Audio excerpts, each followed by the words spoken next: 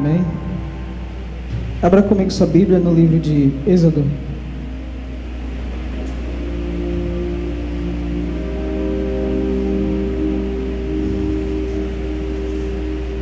Deus é bom, amém? Glória a Jesus.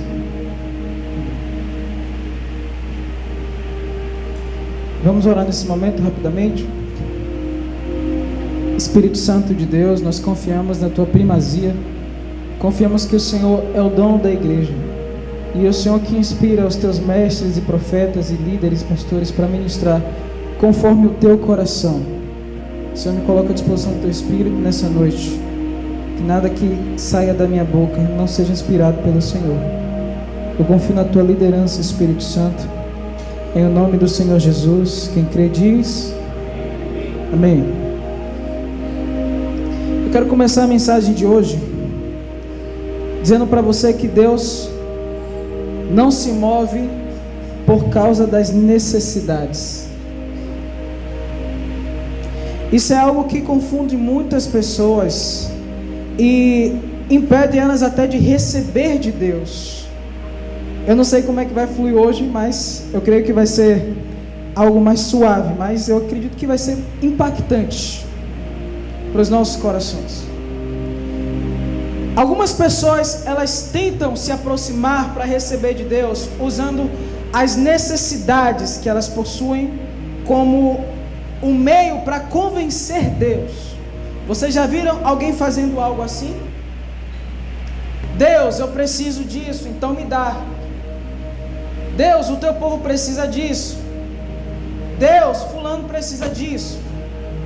Mas precisamos de uma vez por todas entender que Deus não se move pelas necessidades. Amém? Diga assim comigo: Deus não se move por necessidades. O que quer dizer que se Deus ele vai fazer algo, se ele vai se mover, se ele vai agir em determinada área, as necessidades não são a principal razão dele ter se movido e dele ter agido. Se as necessidades fossem um meio que faz com que Deus se mova, para início de conversa não haveria necessidades. Porque Deus é todo poderoso, sim? Ele é todo poderoso. Se Ele é todo poderoso e fossem as necessidades que movessem Deus, não haveria necessidade. Se fossem as necessidades do faminto que levasse Deus a atendê-los, não existiria pessoas passando fome. Se fosse a necessidade dos doentes que levasse Deus a curá-los, não existiria doentes para início de conversa. Então, se Deus não se move pelas necessidades, eu preciso saber qual é a dinâmica certa que vai fazer Deus se mover em minha vida. E para eu também aprender a liberar Deus para se mover na vida de outras pessoas. Jesus ele prova que Deus não se move pelas necessidades quando ele diz assim: quantos leprosos haviam em Israel na época do profeta Eliseu? Mas nenhum deles foi curado senão Naamã, general do exército da Síria. Se Deus estivesse buscando atender simplesmente a necessidade, porque nós temos necessidades, então na época do profeta Eliseu não haveria nenhum sequer leproso em Israel. Então Deus não se move por necessidades. Deus, eu preciso de um emprego, tá? Deus, eu preciso de cura, tá? Eu conheço uma família que recentemente, uma família pastoral, que recentemente perdeu uma filha para o câncer. E é claro que aquela menina precisava de cura. Deus seria muito carrasco se a principal razão dele se mover fosse as necessidades. Porque se são as necessidades, ele simplesmente não se move. Deus não se move com base nas necessidades, querido. Ou seja, se eu preciso de algo, eu tenho que saber a dinâmica de Deus para agir em cima daquilo. Eu preciso compreender a dinâmica de Deus para se mover em relação àquilo. Pobres precisam de dinheiro, famintos precisam de comida, órfãos precisam de paz. Em relação a tudo isso, você muitas vezes vê que Deus sabe do que as pessoas precisam. Ele sabe do pobre que precisa de dinheiro, mas o pobre continua pobre. Sabe do faminto que precisa de comida, do doente que precisa de cura, mas eles continuam na mesma situação, muitas vezes. Sim ou não? Sim ou não? Olha, então o que é que move Deus? São coisas que eu preciso entender, porque eu já vi pessoas dizendo assim: Deus foi tão bom comigo que eu consegui um emprego. Deus foi tão bom comigo que Ele me livrou de um assalto. Deus foi tão bom comigo que Ele enviou uma pessoa para atender uma necessidade que havia em minha vida. Mas se Deus é bom porque a sua necessidade foi atendida, quer dizer que Ele não é bom quando a necessidade não é atendida. E a Bíblia diz no livro de Salmos: provai e vede que o Senhor é bom. Então a bondade e a natureza de Deus não está atrelado ao que eu vivo e ao que eu deixo de viver. Aleluia. Agora eu posso aprender a cooperar com Deus no sentido de aprender a desfrutar da sua bondade agindo em minha vida. Deus pode ter manifestado uma bondade para com a sua vida, mas não é porque você foi atendido em uma necessidade que isso é prova da bondade ou não de Deus. Ele permanece bom até com aqueles que estão com fome agora mesmo, até com aqueles que estão doentes, até com essa pessoa que eu falei para você que perdeu uma filha para o câncer. Até com eles Deus é bom. Ou seja, a bondade de Deus não está atrelada ao que acontece, nem ao que deixa de acontecer. A bondade de Deus está atrelada à sua natureza e aos seus padrões. Agora o que acontece com isso? Porque Deus é bom, Ele quer atender a minha necessidade. Então, porque Deus é bom, Ele quer que o faminto seja suprido, Ele quer que o pobre seja enriquecido, Ele quer que o doente seja curado e assim por demais. Porque Ele é bom.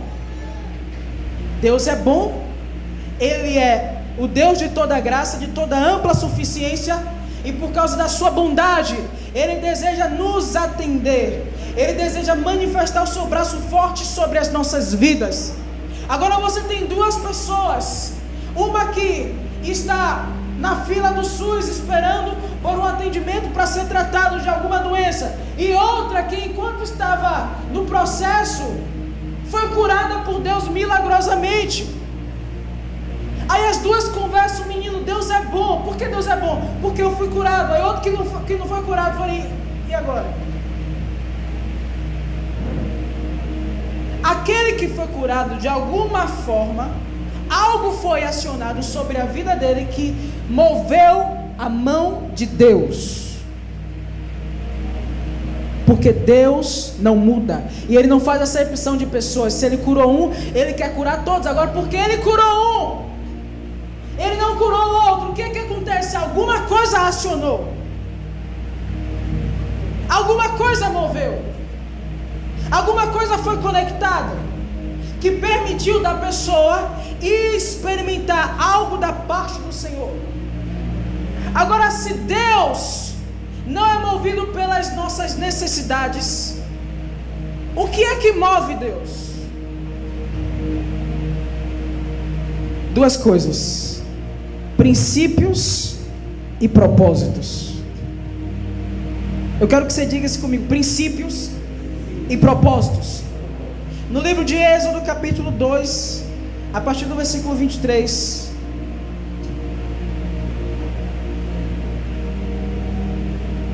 Como? Desculpa. É porque vocês conversam comigo na hora, eu fico sem entender. Êxodo capítulo 2, versículos 23 ao 25. Quem achou, diga glórias. Glórias.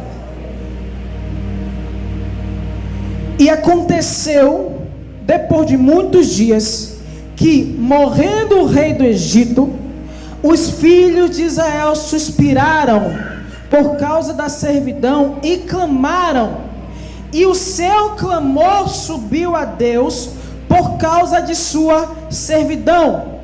E ouviu Deus o seu gemido, e lembrou-se Deus da sua aliança com Abraão, com Isaque e com Jacó. Quero fazer uma rápida contextualização dessa história. Nós sabemos o que foi que fez que o povo de Israel se espalhasse no Egito. Nós sabemos o que foi também que fez que eles ficassem servos dos egípcios. Agora eu quero parar com você um pouco, que a gente vai mergulhar um pouco na história, amém?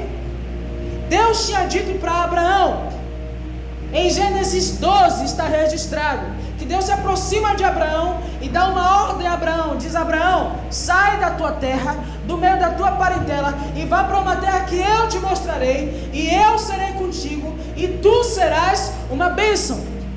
Abraão então obedece ao Senhor quando ele estava ali por volta dos 75 anos de idade. Ele leva Aló, o seu sobrinho, e eles começam a sua peregrinação.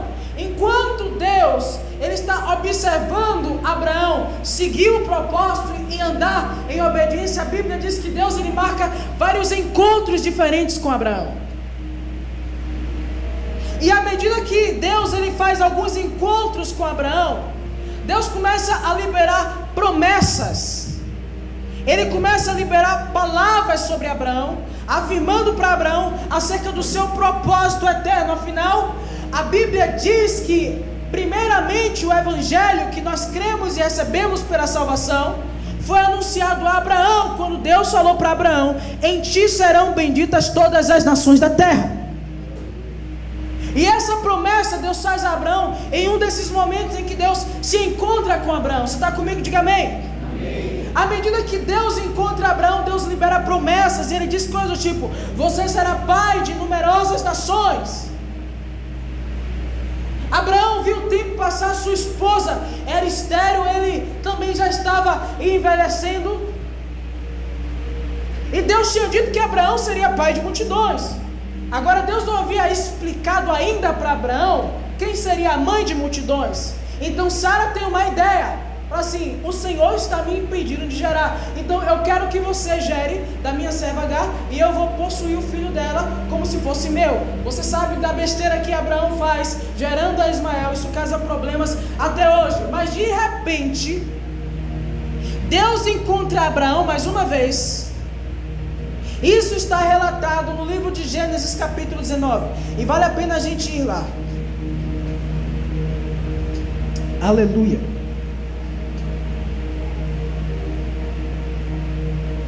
Glória a Jesus. Perdão, é Gênesis capítulo 18. Abraão nessa época já tinha gerado Ismael. Depois, versículo 1: apareceu-lhe o Senhor nos carvalhais de Manre, estando ele assentado à porta da tenda no calor do dia. E levantando os seus olhos, e olhou, e eis 3 homens em pé junto a ele.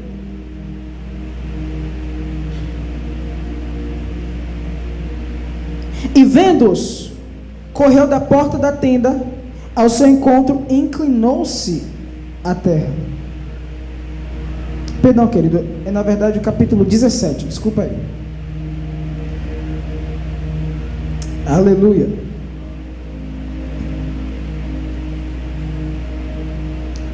Glória a Deus.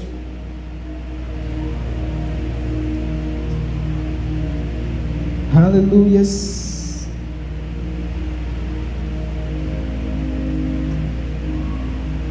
Capítulo 17, versículo 5.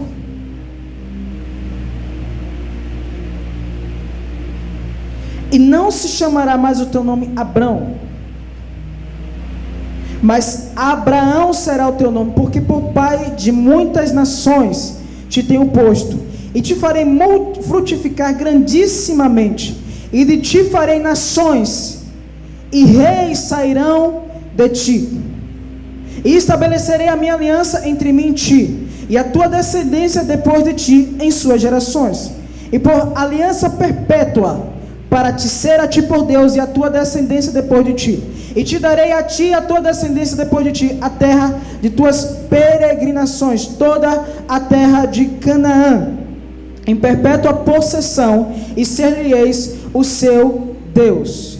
Disse mais Deus a Abraão: tu, porém, guardarás a minha aliança, tu e a tua descendência depois de ti nas suas gerações.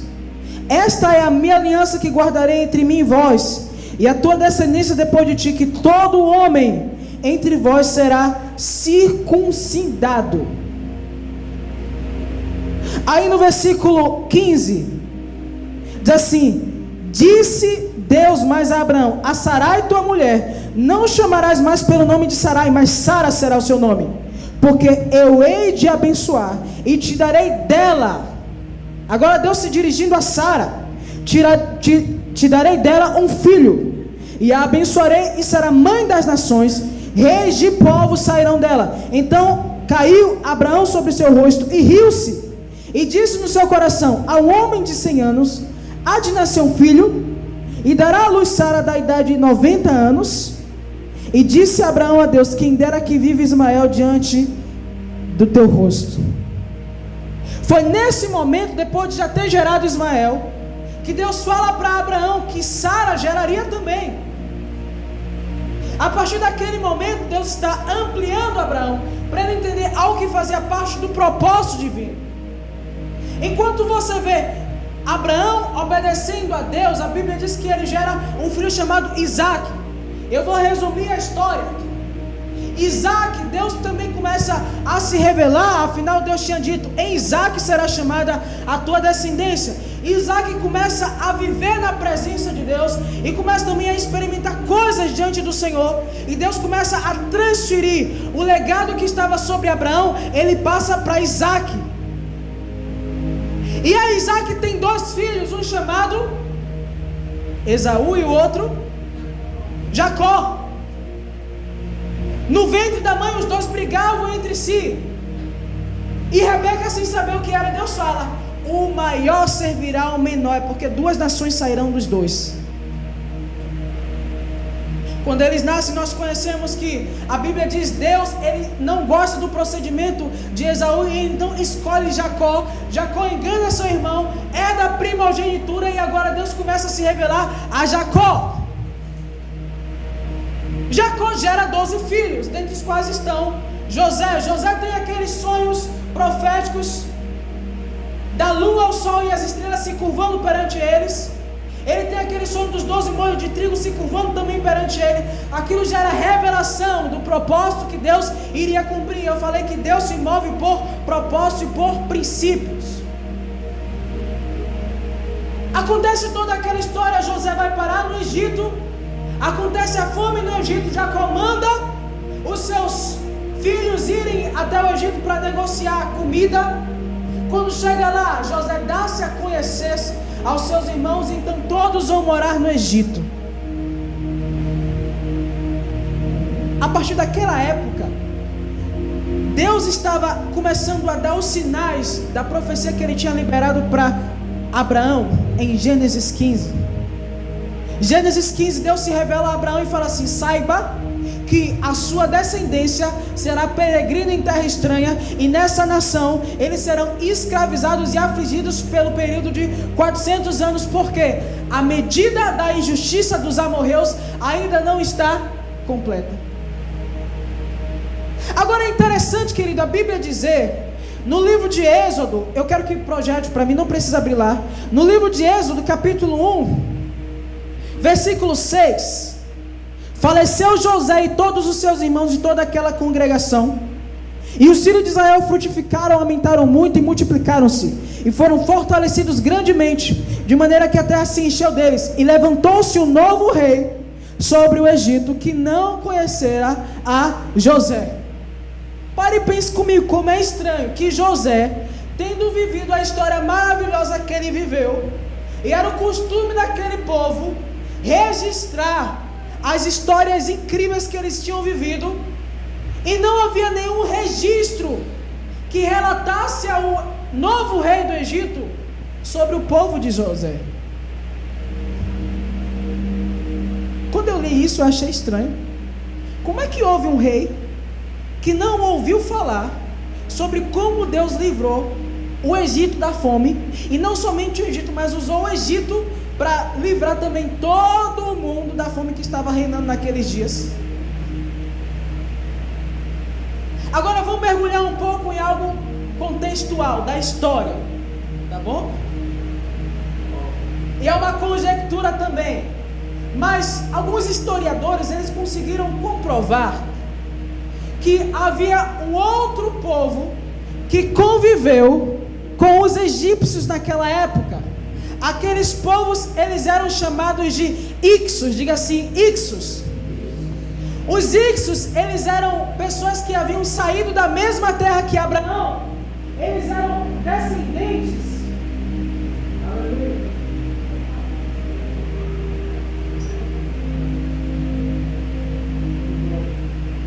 Oh, glória, aleluia. Os Ixos, eles eram descendentes de Sem, por isso também eram chamados de semitas. Eles foram até o Egito e eles começaram a conquistar os povos egípcios. Eles reinaram lá sobre os egípcios por muito tempo. Agora, os historiadores puderam comprovar que esse povo, eles saem da região da Mesopotâmia e eles vão para o Egito na mesma época em que Abraão também estava saindo de Ur dos Caldeus e indo também para Canaã. Ou seja, na época de Abraão, Isaac, Jacó e os filhos de Jacó, havia um povo que reinava sobre o Egito. E esses povos, eles eram amigáveis aos hebreus, aos descendentes de Jacó, porque eles tinham a mesma origem. Ambos, tanto Abraão, os filhos de Abraão, como os Ixos, que eram os semitas, eles vieram do filho de Noé, que se chamava Sem. Diga assim comigo, Sem. Agora os egípcios, qual era a origem deles? Os egípcios, eles eram descendentes de Cão, filho de Noé. Cão gerou a Canaã. E os cananeus começavam a habitar naquelas terras. E os egípcios faziam parte desse povo. Agora, quantos lembram que quando Noé, ele se embriaga e os seus filhos Sem e Jafé vão cobrir a sua nudez, ele amaldiçoa Cão porque descobriu a sua nudez? E uma das coisas que Jacó diz, ou que Noé diz naquela sentença profética de maldição, ele diz o seguinte: que Cão e Canaã sejam servos dos seus irmãos, e que Sem e Jafé dominem sobre eles. Diga assim: Deus se move por princípios, há poder na palavra. Agora, muitos anos depois, os descendentes de Sem vão no território onde os descendentes de Canaã estão e começam a dominá-los, cumprindo assim também a profecia maldita que Noé lançou sobre Canaã. Agora, o que importa agora? Importa entender que provavelmente José viveu na época de um rei que era, embora fosse Faraó, rei do Egito, era na verdade descendente de Sem, era o povo Ixo.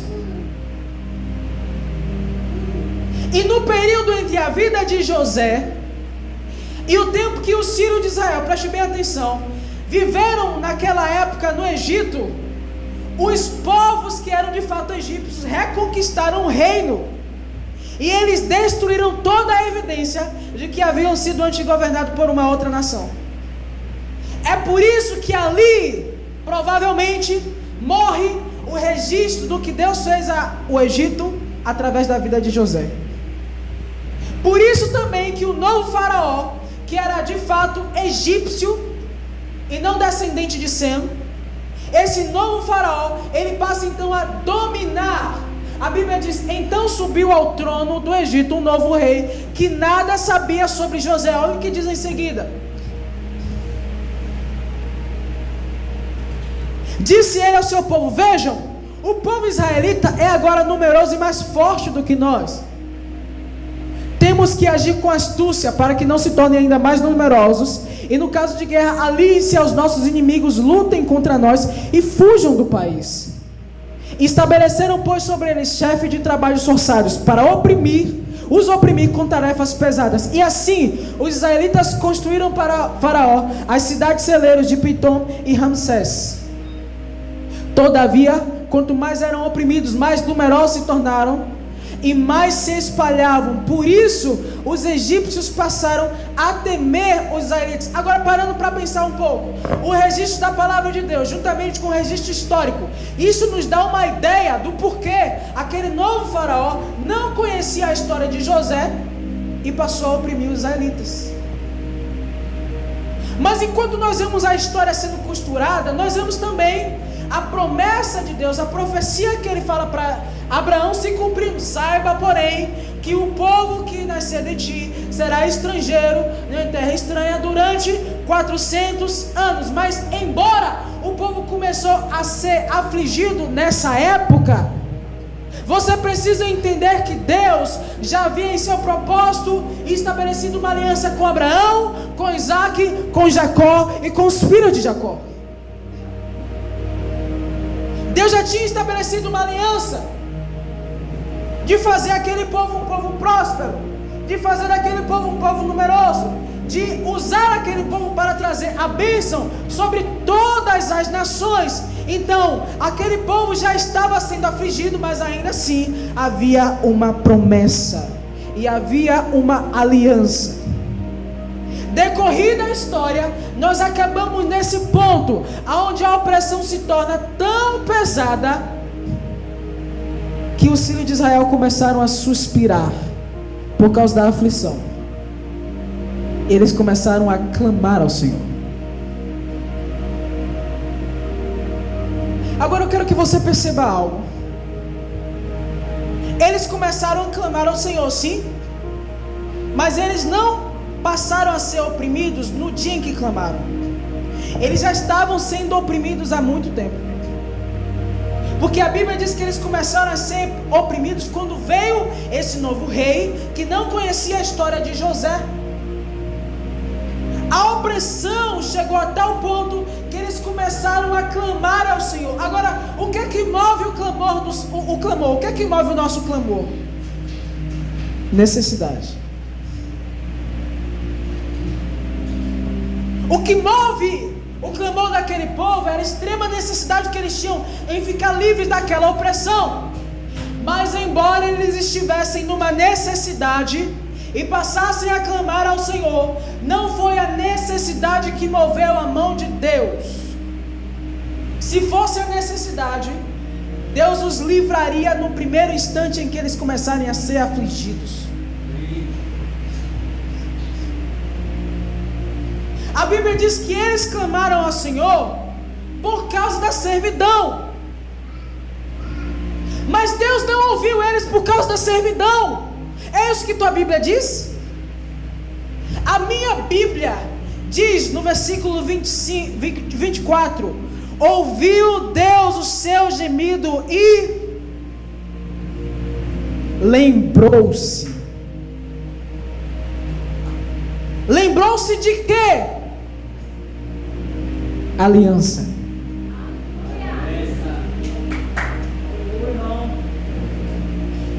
Ouviu Deus o seu gemido e lembrou Deus da sua aliança com Abraão, com Isaac e com Jacó. E viu Deus, veja que a Bíblia diz que Deus vê depois que ele se lembra. Isso aqui como diz, antropopatismo. É o escritor usando uma linguagem que compara Deus a um homem em suas faculdades naturais para ilustrar uma verdade que ele quer apontar. Deus não tem amnésia. Mas toda vez que a Bíblia diz que Deus se lembra, é porque alguém conseguiu provocar Deus, de maneira que algo que não estava diante dos seus olhos, agora estão diante dos seus olhos. Aleluia! Isso é poderoso. Quando a Bíblia diz que Deus se lembra, é que algo provocou, Deus trazendo à memória alguma coisa que tem a ver com aquilo. E depois que Deus se lembra, trazendo aqui o entendimento, depois que Deus trouxe de novo em mente a aliança que ele havia feito, então Deus viu o sofrimento do povo. Deus não primeiro viu. Deus primeiro se lembrou para depois ver. Isso mostra o caráter de Deus funcionando para nos entender que primeiro algo precisa ser trazido à sua memória, para que então ele veja a nossa situação e perceba como a sua promessa tem provisão de livramento para o que estamos passando. Glória a Jesus. Propósitos e princípios. Propósitos e princípios. Eles começaram a clamar. Clamar é um princípio. Mas quando a gente cumpre um princípio, nós acionamos Deus no seu propósito. Eles passaram a cumprir um princípio. Clama a mim e respondeste-ei. Começaram a clamar. Deus lembrou-se da aliança. Opa. Deus lembrou do que? Gênesis capítulo 15. Aleluia. Gênesis capítulo 15. Versículo 13. Então disse a Abraão: saibas de certo que bom, e será afligida por 400 anos. Veja que alguns pensam, Deus está, predestinando o povo de Israel para ser afligido. Não é isso que acontece aqui. Deus sabia do que ia acontecer, e porque Ele sabe o fim desde o começo, Ele pode prever. Agora, prever não é predestinar. Deus sabia que no decurso da história as coisas iam acontecer de maneira que José seria fonte de livramento para o Egito. Deus sabia que naqueles dias o seu povo iria se estabelecer no Egito. Deus sabia também que naquele dia se levantaria um rei, desconhecendo a história de Israel e de José, que iriam oprimir o seu povo. Mas enquanto isso, Deus está tolerando os pecados dos filhos de Canaã, porque Ele diz: a medida dos pecados dos amorreus ainda não está completa. Então Deus é justo. Diga assim: Deus é justo. Deus sabia que chegaria uma época em que Ele não poderia mais tolerar os pecados cananeus, assim como não tolerou Sodoma e Gomorra. Mas diz: enquanto esse tempo não chega, eu não vou levar o meu povo para expulsar essas nações, porque elas ainda podem se arrepender. Então, enquanto não chega o tempo de eu cumprir em Abraão a promessa de que eles iriam possuir a terra dos cananeus, eu vou permitir que eles passem um tempo no Egito. Agora, não foi Deus que fez o povo ser escravizado, foi a própria dureza do povo egípcio. Só que Deus iria se valer da dureza do povo egípcio para trazer grande livramento para o seu povo. Mas você percebe que a partir do momento que o povo começa a clamar ao Senhor, Ele então lembra da promessa. Observa que não foi a necessidade. Propósito, princípio. Princípio, propósito. Princípio, propósito. Diga assim comigo: princípio e propósito. Princípios e propósitos são duas engrenagens que movem Deus sobre as nossas vidas.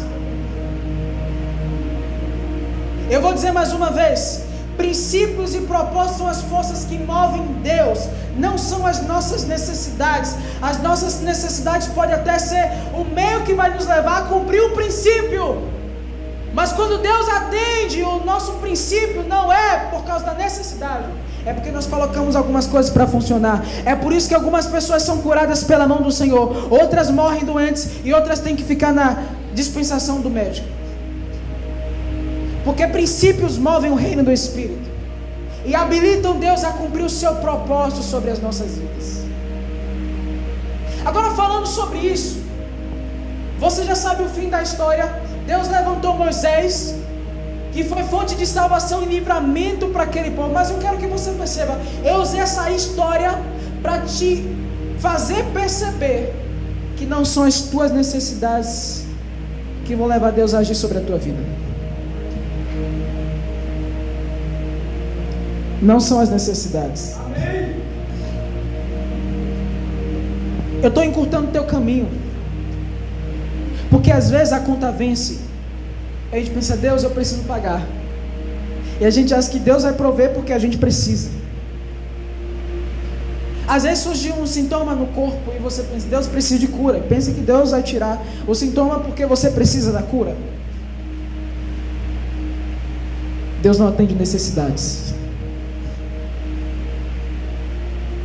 Deus atende princípios. Deus não atende necessidades, Ele atende princípios. Então vamos falar sobre princípios e propósitos. O que são princípios e o que são propósitos? Começando a falar sobre o que são princípios. No livro de Hebreus, capítulo 11, no versículo 3.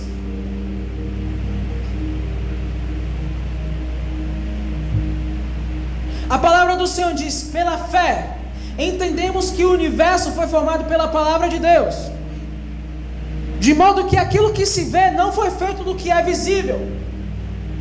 Em Gênesis 1 diz assim: no princípio criou Deus céus e terra. Diga assim comigo: céus e terra. Quantos sabem que, mesmo sendo seres naturais, nós lidamos com dimensões espirituais? Então a Bíblia classifica pelo menos 3 dimensões celestiais, que é o primeiro céu. Diga: o primeiro céu, segundo céu, terceiro céu. Explicando rapidinho cada um desses. O primeiro céu é o céu físico, como conhecemos, onde os pássaros voam, onde o avião passa. O segundo céu são as dimensões espirituais, onde o teu espírito ele age, onde o Espírito de Deus age, onde os anjos agem e os demônios também. Segundo céu. Existe também o terceiro céu. Paulo diz no livro de 2 Coríntios capítulo 12: conheço o homem que há 14 anos, se no corpo ou fora do corpo, não sei, foi arrebatado até o terceiro céu, viu e ouviu coisas que ao homem não é lícito dizer e ouvir. O terceiro céu nós entendemos que é a dimensão onde está localizado o reino de Deus. Agora, quando a Bíblia diz que Deus criou céus e terra, naquele momento, pela palavra de Deus, foram estabelecidas leis para governar o mundo físico, e foram estabelecidas também leis para governar o mundo espiritual. Quais são as leis que governam o mundo físico? Lei da atração, lei da inércia, lei da gravidade, coisas que fazem as coisas naturais funcionarem como funcionam. É por causa das leis naturais que a água molha e que o fogo queima. Ora. É por causa das leis naturais que eu não posso me jogar de um prédio, porque Deus estabeleceu leis para governarem o mundo natural, e se você infringir estas leis, você vai atrair certas consequências. As mamães dizem para os filhinhos: não brinca com fogo, senão você se queima. Mas no mesmo modo como as coisas naturais foram criadas pela palavra de Deus e foram geradas leis para governarem as coisas naturais, Deus também criou leis para governarem o mundo espiritual. Essas leis que governam o mundo espiritual são o que eu chamo de princípios. O que são princípios? São fundamentos ou valores essenciais, são leis divinas. Existe um princípio de Deus estabelecido para cada área da nossa vida. Existe um princípio que se aplica à vida financeira. Existe um princípio que se aplica à vida matrimonial. Existe um princípio que se aplica a cada área. E da mesma maneira que se eu pular de um prédio, o meu corpo será atraído ao chão com ímpeto. Se eu quebrar os princípios espirituais, eles me quebrarão.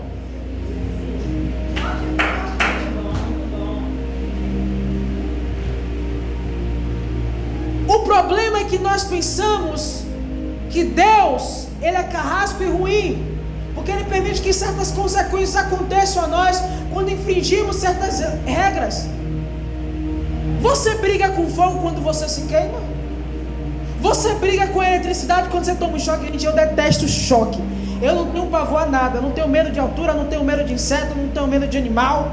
Mas uma coisa que eu não gosto é choque. Ah, credo. Mas quando eu tomo choque, eu não brigo com a eletricidade. Eu penso, meu Deus, o cabeção aqui poderia ter se planejado para não tomar choque. Eu lembro de um dia que eu precisava trocar umas tomadas lá da casa. E aí, estava anoitecendo. Eu falei, pô, velho, eu não vou desligar a energia não. Tá ficando escuro, eu vou ficar sem luz. Já sabe o resultado. Aí eu achei... Eu ia falar, me queimei, tomei um choque. Eu não fiquei com raiva do choque. Agora, algumas pessoas, por infringir princípios, acontece coisas, elas ficam iradas contra o Senhor. Isso, é verdade. A palavra do Senhor diz que o ímpio segue o seu caminho tortuoso, mas é contra o Senhor que sua alma fica irada. O que isso quer dizer? Que quando ele começa a sofrer as consequências da sua impiedade, ele vai dizer, Deus, por que você está fazendo isso comigo? Não é Deus que está fazendo isso com você. É que você está infringindo certos princípios. Aleluia! Olha alguns textos que falam sobre isso. Quando Deus criou os céus, Ele criou princípios para governarem o mundo espiritual. E é a essas palavras, a esses princípios, a assinatura de Deus, como eu sempre digo, as pessoas podem sempre mudar as leis, as pessoas podem até pegar a Bíblia e modificar algumas coisas que estão escritas nelas para caber com a sua realidade, com aquilo que elas querem aceitar, mas elas não podem mudar o que foi escrito lá, não podem mudar o que foi escrito lá em cima. E aquilo que foi escrito lá em cima persiste, persevera, permanece. É por isso que Deus vai falar para Jeremias, Jeremias capítulo 1, versículo 12, Ele diz, eu velo sobre a minha, Ele diz, não velo pela sua necessidade.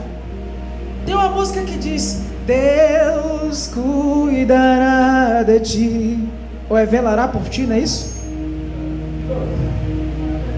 Deus velará por mim, Deus velará pela sua palavra. Meu Deus do céu.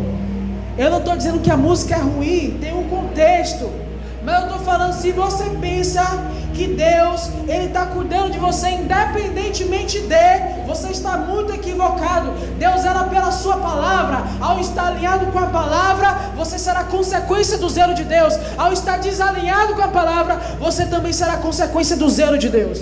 A Bíblia diz em Romanos 11, considerem a bondade e a severidade de Deus para vocês que creem. Deus tem sido bondoso, mas para com os que caíram, severidade.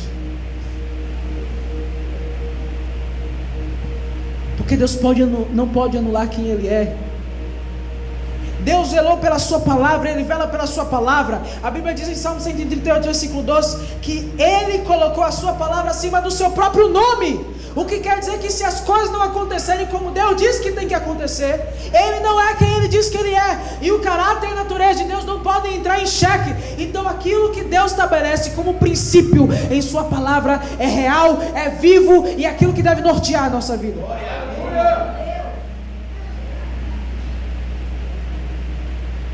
Existe uma dinâmica entre os princípios e os propósitos de Deus. E se nós soubermos entrar nessa dinâmica, nós vamos descobrir como está sempre agindo e recebendo a intervenção de Deus, a intervenção dos céus sobre as nossas vidas. Veja o que diz no livro de Salmos, capítulo 89, versículo 14. Aleluia! A retidão e a justiça são os alicerces do seu trono. O amor e a fidelidade vão à tua frente. Ele diz, retidão e justiça são a base. A primeira vez que eu li isso, eu imaginei que no trono de Deus, um lado estava escrito assim, justiça, e outro lado estava escrito retidão. Porque diz que justiça e retidão são base do trono. Mas ele não está falando sobre uma escrita no trono de Deus. Ele está falando sobre o fundamento sobre o qual o trono de Deus, o que é o trono? É o lugar onde o rei governa. O governo de Deus está estabelecido em justiça e em retidão. Em justiça e em retidão quer dizer que Deus, Ele governa através de sua justiça. Ele governa também através de sua retidão.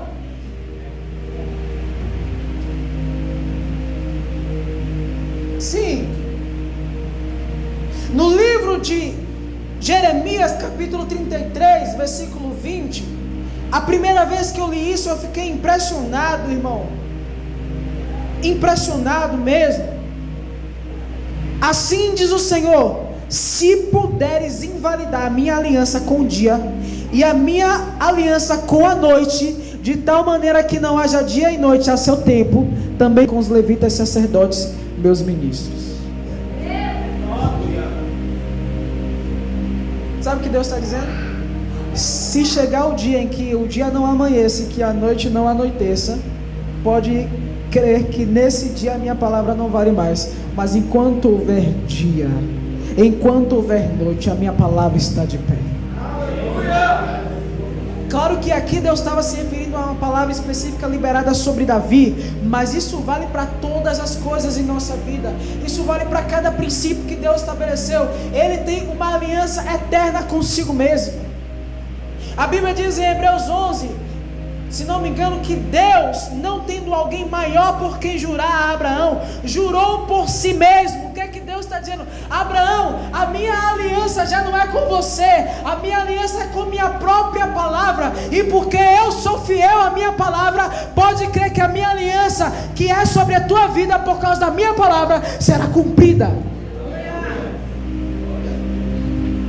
Davi entende isso, é por isso que ele diz lá em Salmo 23, eu sabia que ia falar sobre isso algum dia. Guia-me mansamente pelas veredas da justiça, por amor ao seu nome. Por quê? Porque Deus tinha feito uma promessa para quem?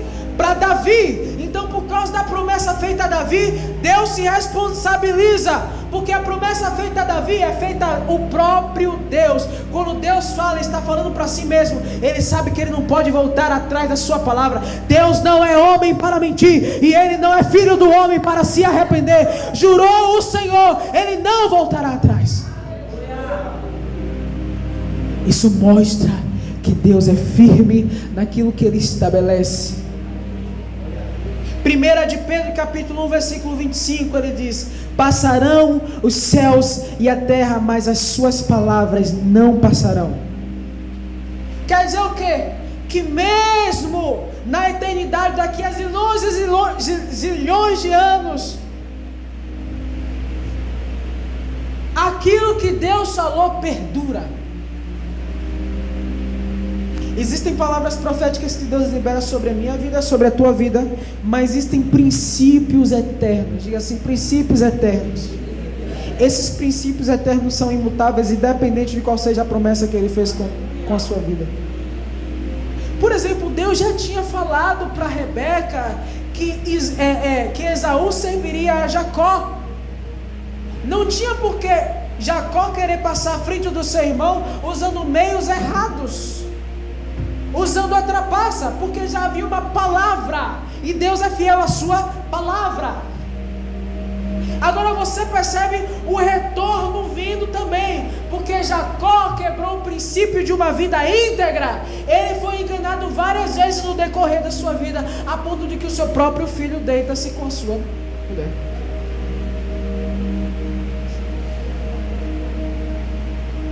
Quem quebra um princípio será quebrado pelo princípio.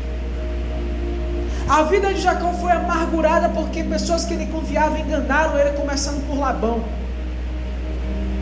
em seguida pelos seus filhos, até o ponto de enganarem ele vendendo José e dizendo que José havia morrido.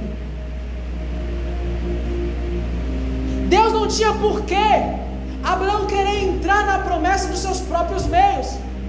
Vocês lembram da ministração do pastor Wagner aqui, desmistificando Abraão. Vocês lembram do dia que ele desmistificou Abraão para a gente? Ele gasta muito tempo ali naquela mensagem explicando que muita coisa na vida de Abraão demorou, também porque Abraão queria entrar na promessa usando os próprios meios. Não é assim. Deus que libera a promessa, Ele provê para nós o meio, a direção, a estratégia para alcançar a promessa, sem que a gente tenha que caminhar por caminhos tortuosos. Afinal, a palavra do Senhor diz que aquele que anda por caminhos tortuosos não teme ao Senhor. Aleluia!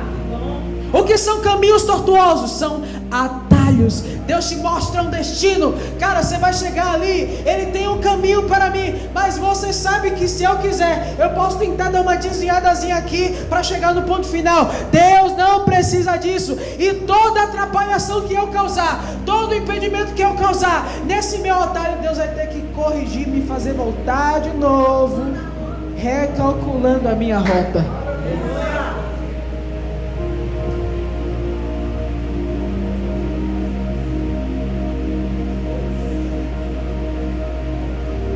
Os relacionamentos que começam errado,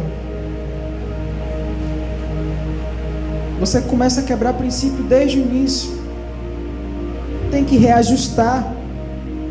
Eu conheço um casal, eles estavam aqui alguns dias atrás, eles eram namorados no mundo, ambos se converteram, e como namorados do mundo, eles faziam coisas que você sabe. Quando se converteram, continuaram a fazer coisas que você sabe.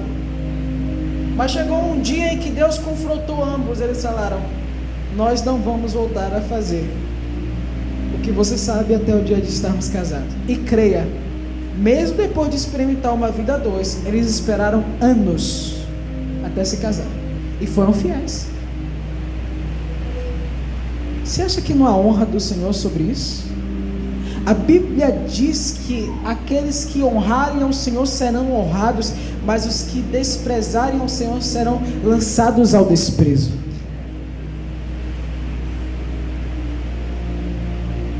Então Deus não precisa da gente desviar a rota tentando alcançar o propósito através de trilhas que a gente mesmo cria.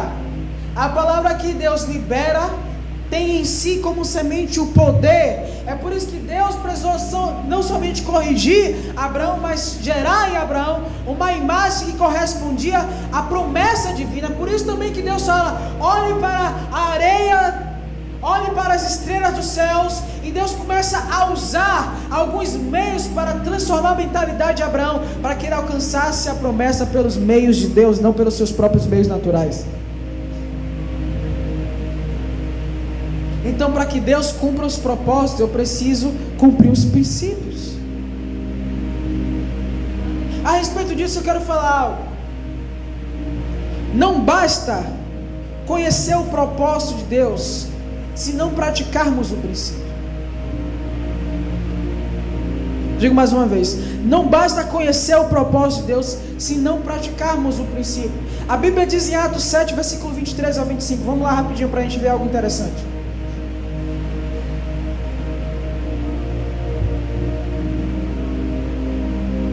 Atos 7, versículo 23 ao 25. Aleluia. Ao completar 40 anos, Moisés decidiu visitar seus irmãos israelitas. Ao ver um deles sendo maltratado por um egípcio, saiu em defesa do oprimido e vingou matando o egípcio. Ele pensava que seus irmãos compreenderiam que Deus o estava usando para salvá-los, mas eles não compreenderam. Perceba que aqui Moisés já tinha a revelação que Deus usaria para libertar os seus irmãos da escravidão. Ele já sabia disso. Agora ele matou o egípcio pensando que os israelitas também iam perceber que ele seria o libertador. Agora perceba, Moisés aqui já conhecia o propósito, mas ele ainda não conhecia os princípios que fariam chegar no propósito. Pegue isso.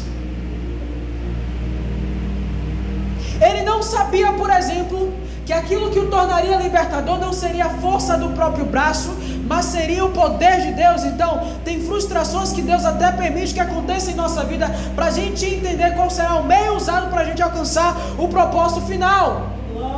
Foi uma grande frustração para Moisés, porque eu imagino, eu estaria empolgado se Deus me falasse: você vai libertar o seu povo. Eu ficaria empolgado, Deus vai me usar, aleluia. Aí a primeira ação que eu tenho, pensando que eu estou agindo como libertador, na verdade eu estou atrapalhando, porque eu estou usando um mecanismo errado para atingir o propósito. Eu já conheço o propósito, mas por desconhecer o princípio, o propósito está estagnado.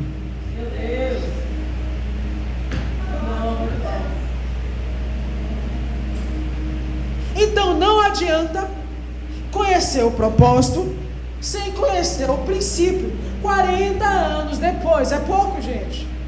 Quantos aqui já tem mais que 40? Poucos. Imagina você ter que ficar 40 anos esperando o tempo certo de Deus, porque você errou o time. Aí vocês que já têm uma idade mais avançada, fique tranquilo, Deus pode cumprir o propósito na sua vida ainda, porque Deus começou a usar Moisés quando ele tinha 80. E Abraão teve força para gerar Isaac quando tinha 100. Olha aí. Não perca a esperança. Eu não deveria ter falado disso, meu Deus. Aleluia.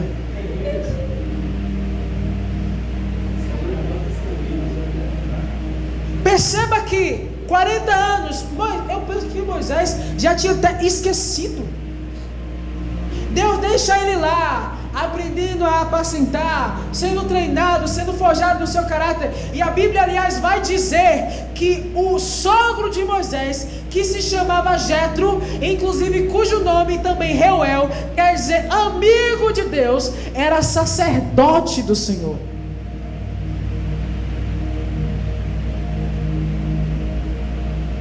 Jetro era sacerdote. Se você reparar bem, eles viviam na terra de Midian. Quem foi Midian?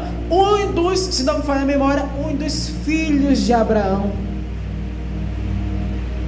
Quando Deus fala a Abraão a profecia que julgaria a Sodoma e Gomorra, ele diz: eu vou esconder de Abraão o que eu vou fazer para Sodoma e Gomorra, porque certamente Abraão se tornará uma grande nação, e ele vai ensinar os seus filhos depois dele a guardarem comigo uma aliança e andarem nos meus caminhos. Então os descendentes de Abraão aprenderam também a invocar o nome do Senhor. Inclusive esse camarada chamado Jetro, também descendente de Abraão, que vivia em Midian, ele sabia dos caminhos do Senhor.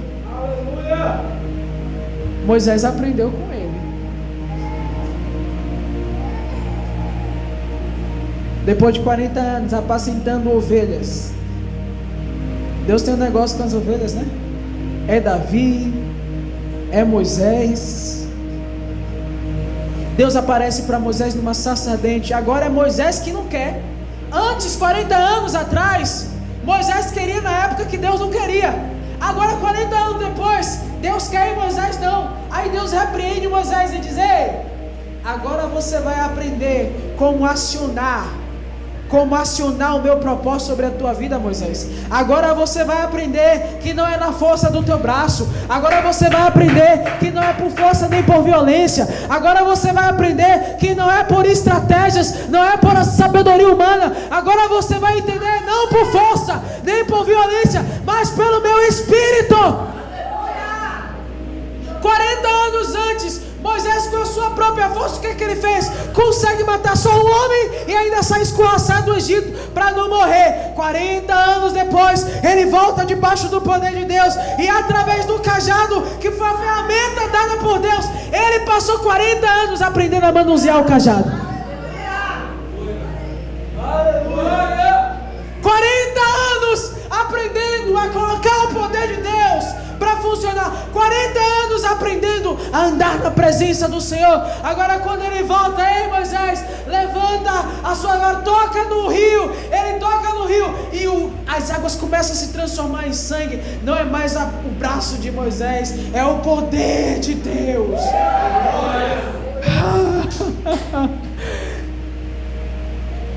Não adianta adianta conhecer o propósito sem conhecer os princípios que acionam o propósito. Glória!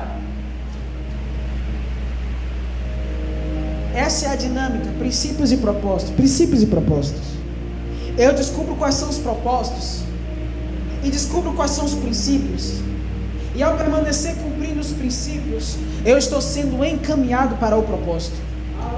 Ao permanecer cumprindo os princípios, Deus está me direcionando, Ele está falando. Por exemplo, em princípio, exercer comunhão com o Espírito Santo. Eu estou praticando o princípio, exercitando a comunhão com o Espírito Santo. De repente Deus traz uma direção. Em uma direção, um passo correto que eu tomo, eu acelero anos da minha vida.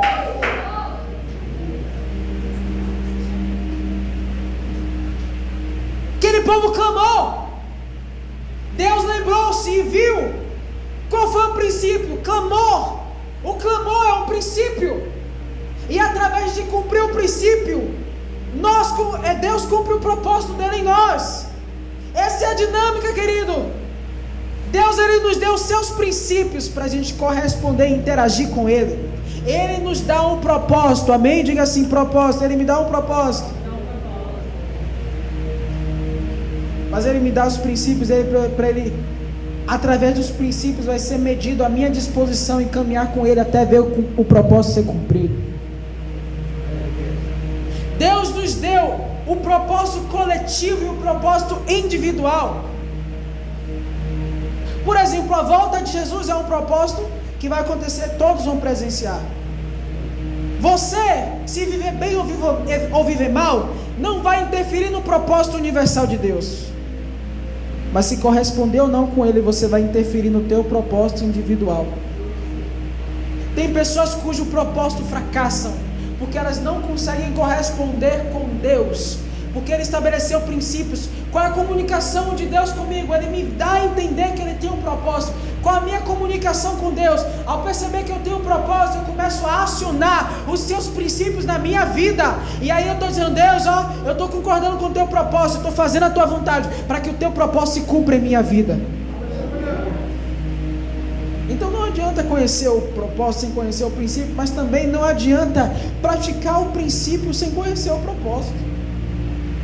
No mesmo livro de Atos, capítulo 10, versículos 1 ao 3.